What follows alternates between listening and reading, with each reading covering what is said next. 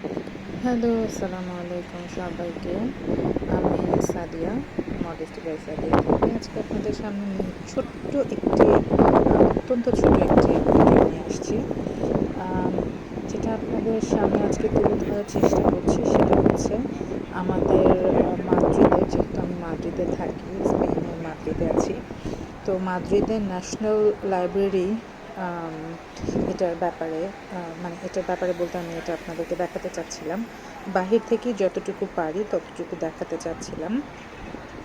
এটা রেকলেক্টোসে অবস্থিত। যদি কেউ এমন আছে যে ন্যাশনাল লাইব্রেরি ভিজিট করতে চায়, তারা এখানে চলে আসবেন।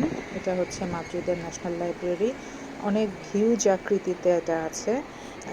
যদিও আসলে ভেতরে আমার ঢোকার সৌভাগ্য এখনো পর্যন্ত হয়নি, তবে বাইরে থেকে যতটুকু দেখেছি ততটুকুই আপনাদেরকে আমি ইনফরমেশান দিতে চাই।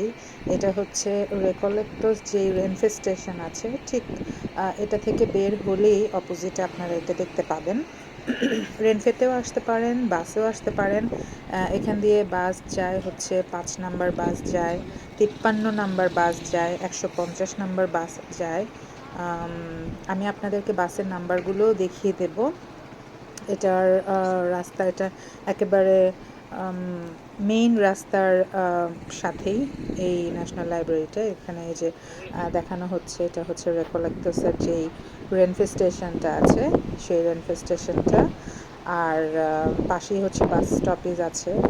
সো আপনারা এই বাসগুলোতে চড়ে যাদের বাসার সামনে এই বাসগুলো আছে, বা যারা আশেপাশে যারা মাদ্রিদে বেড়াতে এসেছেন, কেউ যদি বই পড়ুয়া হন অথবা লাইব্রেরি সম্পর্কে জানতে চান, তাহলে এই ন্যাশনাল লাইব্রেরিটা আপনারা ভিজিট করতে পারেন। পাশাপাশি আমার মনে হয় এটার সাথে মিউজিয়ামও আছে। সো আপনারা এখানে এসে ঘুরে যেতে পারেন। আশা করি ভালো লাগবে। ধন্যবাদ।